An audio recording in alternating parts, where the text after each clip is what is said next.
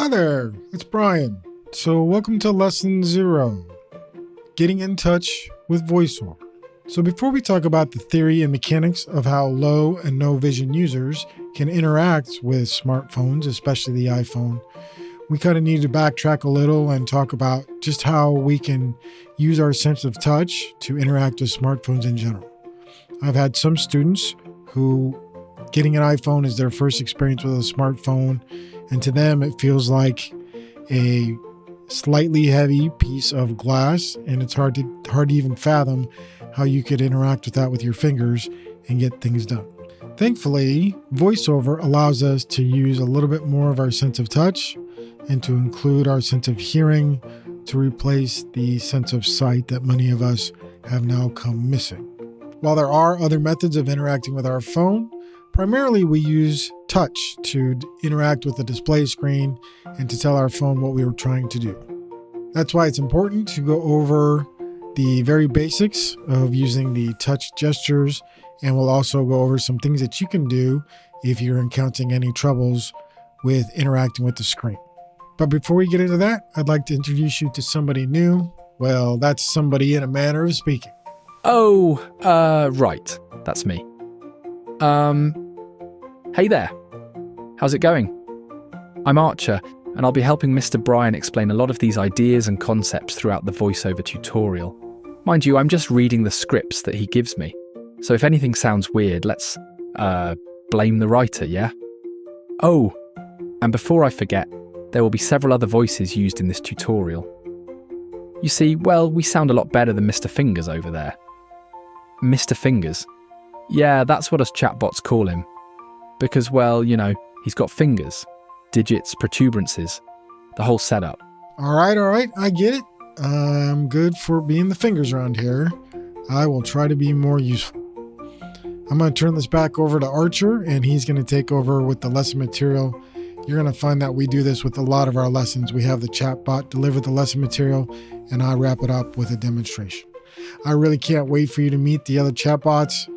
There's Dieter, of course. He always makes me laugh, and Amelia keeps me on my toes. Without any further ado, I'm going to turn it back over to Archer.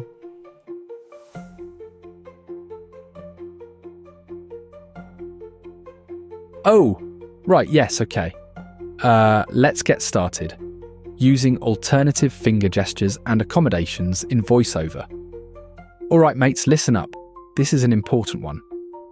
Before we ever think about understanding VoiceOver, we need to make sure we are all on the same page when it comes to terms and definitions. If you're a seasoned smartphone user, then you probably won't need to hang around here for this lesson. Seriously, you can jump on ahead to Lesson 1, the basics of VoiceOver, if you already have a good understanding of how to use the touchscreen on a smartphone. If you are new to smartphones or just want to hang out with us, please feel free to stick around. Okay, time to talk about alternative gestures and accommodations. Because let's face it, not every hand is the same, and not every situation is ideal for precise swiping and tapping. So if you've ever struggled with getting your swipes to register, your double taps to behave, or your rotor gestures to cooperate, this lesson is for you. Let's break it down and make sure you're equipped with all the tools to make VoiceOver work for you, and not the other way around. Oh, and before we move on, when VoiceOver is on, your phone is going to act very differently, like Spock raising and eyebrow levels of different. But don't panic, it's designed that way for a reason. Mr. Fingers over here? I've heard him operate his iPhone at warp speed 8, so trust me, it can be done. Understanding swipe gestures, or how to not fight your phone? First, let's talk about the swipe, one of the most fundamental gestures in VoiceOver. A swipe is a quick flick of one finger across the screen. Think of it like brushing a crumb off the table. Fast, light, and controlled. You can adopt a more productive posture by hunching over your phone, like a lot of kids do when they are learning to write with a pencil or pen. Boy, do I wish. Also, keeping your device square to your finger gestures is crucial. The key here is to keep your movement straight and consistent. If your swipe is diagonal, or too slow, VoiceOver might think you're trying to explore by touch instead of swiping. If you find yourself struggling, Try placing the phone on a flat surface like a table and practicing swipes there. Pro tip: many users who struggle with the swipe gesture see improvement when they shorten the swipe, less than an inch, and make it much quicker. But don't go too fast, or VoiceOver will treat the swipe as a tap. Oh, and here's a neat thing about swipes. VoiceOver lets you do them anywhere on the screen. That's right, no need to aim for precise locations. Think of it like deep space. There's plenty of room out here to maneuver. Just swipe confidently, and you're good to go. In fact, we hope that someday you'll be able to operate your phone with one hand, leaving your other hand free for, well, the Vulcan grip. No, seriously, many veteran VoiceOver users can hold their phone in the palm of one hand and use the thumb of that same hand to do swipes and double taps. Great for when you need to hold a phaser, or even a white cane, in your other hand and operate your communicator. Mastering the double tap, or the tap that always works when you don't want it to. Ah yes, the double tap, the ultimate way to activate buttons, links, and basically everything else. This is a relatively new gesture to many people, as sighted folks rarely use this finger gesture. Why? Well, good question. That's because they just tap on things when they want to interact with them.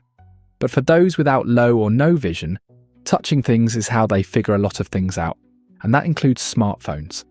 Essentially, think of the one-finger double tap as the way that VoiceOver users now tap things on the screen. Sometimes, if you're holding the phone in your hand, the motion of tapping can cause the screen to move between the first and second tap. This makes it seem like nothing happened, even though you double tapped. Pro tip: you can use split tap. Place one finger on the item and tap anywhere else with another finger. Many VoiceOver users rely on this technique when typing on the on-screen keyboard.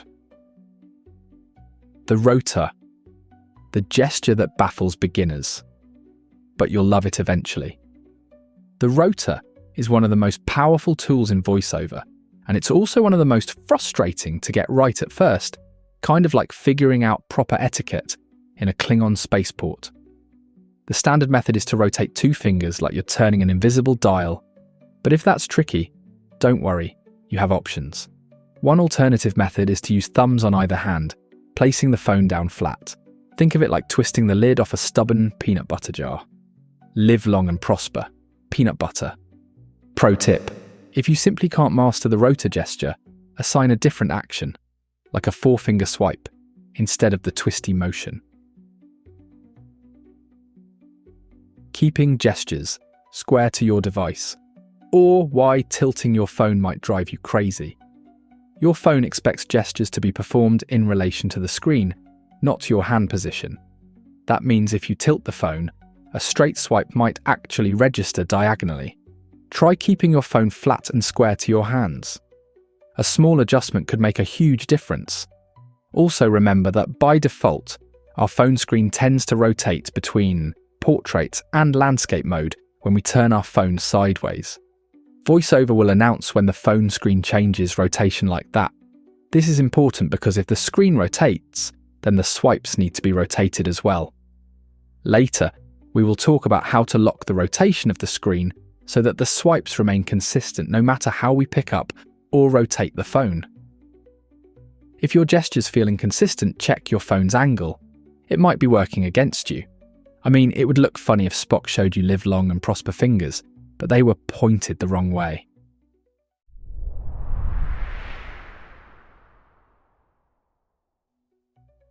Final thoughts. VoiceOver is an incredibly powerful tool, but only when it works for you. If traditional gestures don't feel right, experiment with different alternatives and accommodations until you find what's most comfortable. And remember, practice makes perfect. The more you use these gestures, the more natural they'll feel. That's it for now. Go forth and swipe, tap, and rotor like the VoiceOver pro you were meant to be. Live long and gesture. And now Ensign Fingers if you would. Thank you, Captain Marcher. Ensign Fingers reporting for duty. As you can see, the chatbots are going to have a little bit of personality. Normally, this is where I would do a demonstration, but we're just getting into things. And so we still need to cover some basic VoiceOver theory and mechanics and stuff like that. And we'll do that in the next lesson. So the purpose of this lesson really is to kind of ease you in, show you the format, introduce you to the idea of using a chatbot. And then I'm going to give you some practical tips here. Remember, this is a new way of doing things. We don't get time like when we were kids to learn how to do a new skill and then get time in the classroom to practice and spend years practicing those skills before we have to use them in a work environment or life situation. So it's important to be patient, to understand that this is going to take some time to learn these new skills. Be kind to yourself, give yourself some grace. I'm reminded of when the PlayStation first came out. And up until that point, a lot of us were just used to the old Atari controller or Nintendo controller. And when the PlayStation came out, it was a whole new way of holding a controller, a whole new way of dealing with buttons, a lot of unfamiliarity with that particular controller. So you had to spend a little bit of time getting used to it before you could actually go play a video game. VoiceOver will be a lot like learning that new controller. But once you get the hang of it, you're going to be able to do some pretty amazing things on your phone. Don't be surprised if you encounter a lot of early struggles with stray touches, with having to repeat steps, with having to listen to things over and over and over again. It's part of the learning curve of learning this difficult new way of doing things. But trust me, keep with it, practice as much as you can, and the rewards will become apparent soon enough. Before we wrap it up, I'll mention 3 things that can be set up. You might need to get some help from a sighted person at this point to set these up, but these are some things that can help if you're struggling with the gestures. One is called delay before selection. And what that does is that gives you a little bit of time. If you are touching the screen and things are happening and you're not quite wanting things to happen, you want to move your finger around a little bit first. Then using delay before selection can be helpful. The other is adjusting the double tap timeout. And what that does is that gives you a little bit more time between the taps, the 2 taps that you have to do during a double tap. Because this is a new skill for a lot of people, sometimes increasing that, giving you more time to do the second tap can be helpful as well. Both of those are found in the VoiceOver settings page, and that's located in the accessibility area in the settings app. One final thing is a notion called reachability.